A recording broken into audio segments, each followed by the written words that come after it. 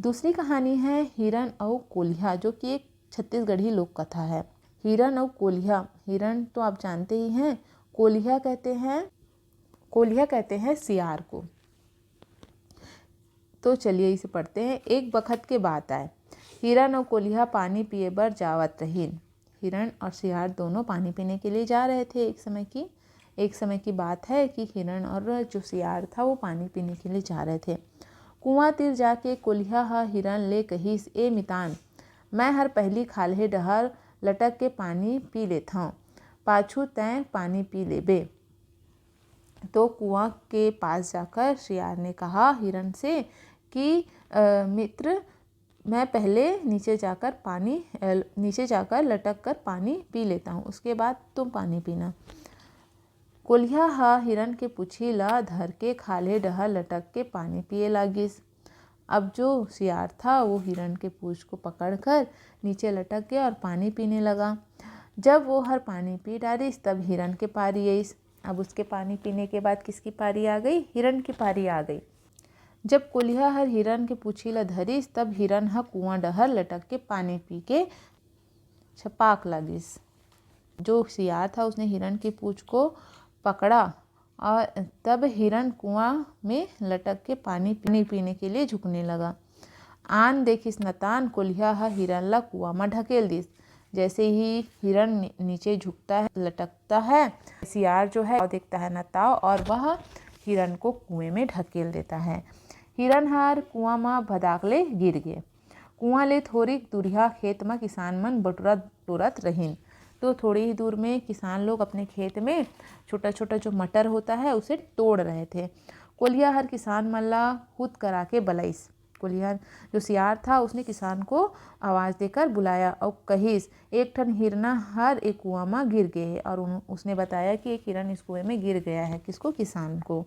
किसान मन कुआं में गिरे हिरण ला अड़बड़ उदिम करके बाहर निकालिन। किसान जो थे वहाँ पे किसान लोग जो थे उन्होंने बहुत मशक्क़त से हिरण को बाहर निकाला। हिरण के तो प्राण निकल गए रहिस, हिरण तो मर चुका था। ओला थोड़ी दूरिया में ले जाके नान काटे लागिन। थोड़ा दूर ले जाकर उसे फिर काटने लगे किसान लोग। तभी कोल्हा ह उकर तीर में जाके कहिस। उसी समय जो सियार था किसान लोगों के पास जाकर कहता है, संगवारी हो, एक भागा मांस महूला नहीं दूँ का? एक हिस्सा मांस मुझे भी नहीं दोगे क्या? ऐसा सियार ने पूछा। किसान मन कहिन, गजब मेहनत करके हमन हिरण ला कुआं ले बाहर निकाले हन, ए पाए के एमा पोगरी हिस्सा हमार है। तो किसान लोगों ने कहा कि बहुत मुश्किल से तो हम लोगों ने हिरण को निकाला है, तो उसमें सारा हक तो हमारा ही है, हिरण हमारा ही है। कोल्हा हर कहिस, फिर हिरण के कुआं में गिरे के खबर तो मैं हर दे हूँ, ओकर ले का होथे, जे करे काम ते खाए चाम। तो जब सियार बोलता है कि जो सूचना थी हिरण के कुएं में गिरने वाली वह तो मैंने दी थी, तो किसान कहते हैं कि जो काम करता है वही आम खाता है। ऐसे कही के किसान मन इनकार कर दिन। तो इतना कहकर किसान लोगों ने सियार को मना कर दिया। अब कोल्हा हा कहिस, ठीक है भाई हो, जैसे तुम्हार मर्जी, तुमन मोला हिरण के मांस खाए बर नहीं देना चाहो तब मत देव, फिर मोला नानकुन आगी तो दे दो। तो सियार कहता है कि ठीक है भाई, अब आप लोग नहीं देना चाहते हो तो मत दो हिरण का मांस, लेकिन मुझे थोड़ा सा आग का टुकड़ा दे दो। किसान मन कोल्हा ला आगी दे दिन। कोल्हा हर आगी ला धरिस और किसान मन के बटुरा के खेत में फेंक दिस। तो जो सियार था वह क्या करता है, आग को ले जाता है और जिस खेत में किसान लोग काम कर रहे थे ना, उस खेत में आग को फेंक देता है। बटुरा के खेत जले लागिस, पूरा खेत जलने लगा। ओला देख के किसान मन अकबका गए। उसे देखकर सभी किसान चौंक गए। अकबका गए मतलब चौंक गए और आगी ला बुझाए बर खेत डहर दौड़ीन। जैसे ही वे लोग खेत की ओर जाते हैं, जैसे ही किसान मन खेत डहर गई, कोल्हा हर हिरण के मांस ला पेट भर खाइस।